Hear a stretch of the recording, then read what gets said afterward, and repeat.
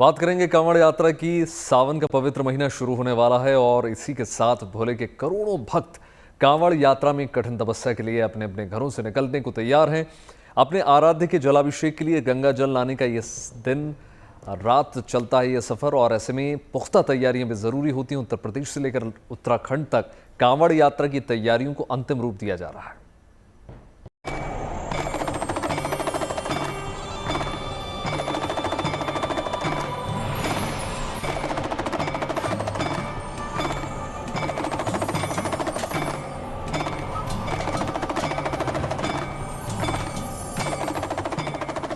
बाबा के भक्तों की टोली एक बार फिर से हो रही तैयार।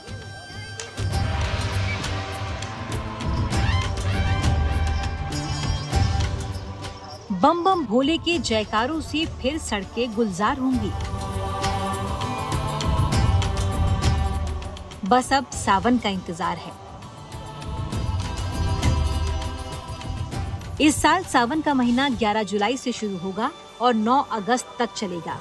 हर साल सावन में हजारों कांवड़िए पैदल चलकर दूर दूर से गंगा जल लेने हरिद्वार जाते हैं और वहां से गंगा जल से भरी कांवड़ लेकर पद यात्रा करते हुए ही अपने अपने क्षेत्रों में वापस लौटते हैं। इसी गंगा जल से महादेव भोले भंडारी भगवान शंकर का अभिषेक किया जाता है। इसी यात्रा को कांवड़ यात्रा कहा जाता है।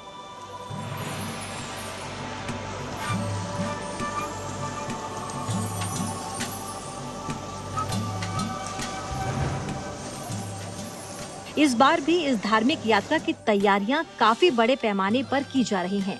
कांवड़ियों को कोई परेशानी न हो, इसके लिए खास इंतजाम किए जा रहे हैं। हरिद्वार में कांवड़ यात्रा और मानसून के लिए एसडीआरएफ पूरी तरह तैयार है।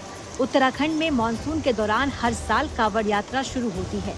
यही वजह है कि इस समय प्रशासन के लिए दोहरी चुनौती यहाँ देखने को मिलती है। समय समय पर हम तस्वीर देखते हैं जिसमें एसडीआरएफ लोगों को आपदा के बीच निकलते हुए सुरक्षित स्थान पर पहुंचाती है। कांवड़ यात्रा शुरू होने को है और उसके ठीक पहले यहाँ हर की पैड़ी पर तैयारियां हो रही हैं। तैयारियां एसडीआरएफ द्वारा हो रही हैं मॉक ड्रिल्स की कि बड़ी संख्या में श्रद्धालु होंगे। धारा तेज है, पानी का प्रवाह तेज है, तो अगर कहीं पर कोई अनहोनी होती है, कोई श्रद्धालु अगर पानी में बह जाता है तो कैसे उसे तुरंत राहत बचाव कार्य करके बचाया जा सके। जैसे हमने अभी डेमो देखा कि वहां से एक श्रद्धालु जैसे आगे की ओर बढ़ था, वो प्रवाह की चपेट में आया और उसके बाद एसडीआरएफ ने अपने जो बेहद आधुनिक इक्विपमेंट्स लगाए हैं, टेक्निक्स लगाई हैं, उसके चलते तुरंत उनको यहाँ पर रेस्क्यू कर लिया गया।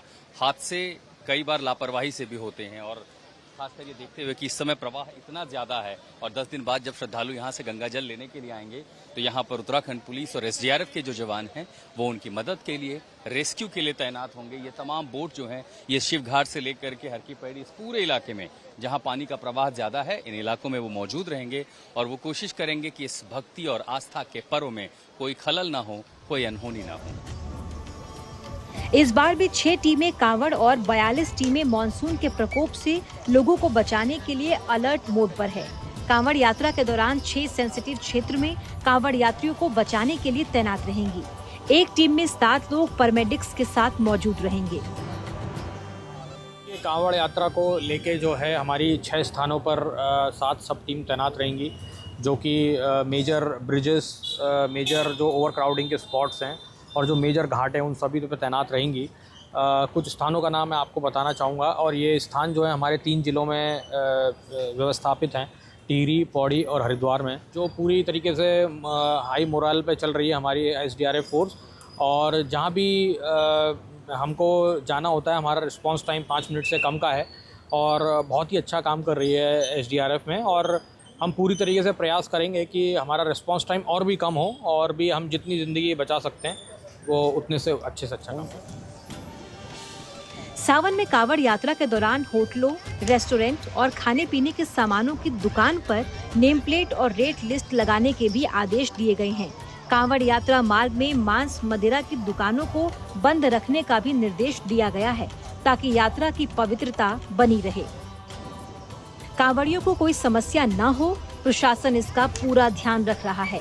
कांवड़ यात्रा के पूरे मार्ग पर स्वच्छता, पेयजल और चिकित्सा व्यवस्था सुनिश्चित करने पर जोर दिया जा रहा है।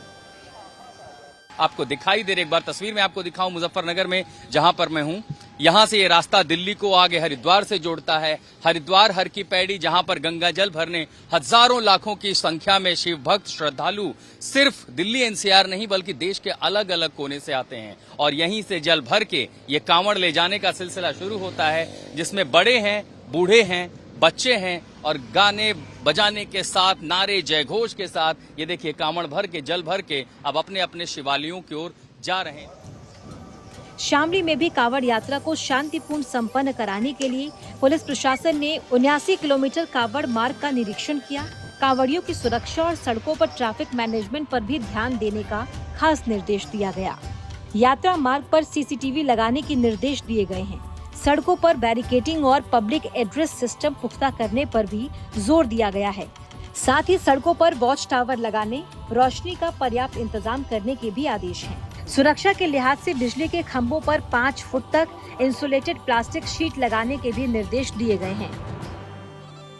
कांवड़ श्रद्धालु हरिद्वार से जल उठा के चलते हैं और इसमें एक जो इम्पोर्टेंट चीज़ है कि यहाँ पर हमारे रेंज में हरियाणा और उत्तराखंड के बॉर्डर्स भी लगते हैं, इसलिए हमको अंतर्राज्यीय और अंतर्जनपदीय दोनों स्तर पर समन्वय स्थापित करना पड़ता है। कल हम लोगों ने पूरा मुजफ्फरनगर सहारनपुर का मार्ग देखा था। आज मुजफ्फरनगर की तरफ से शामली की तरफ जाने वाला मार्ग और आगे हरियाणा की तरफ जाने वाले मार्ग का इंस्पेक्शन किया जा रहा है। हमारे साथ दोनों जनपदों के पुलिस अधीक्षक, संबंधित सीईओ और उप जिलाधिकारी मौजूद हैं।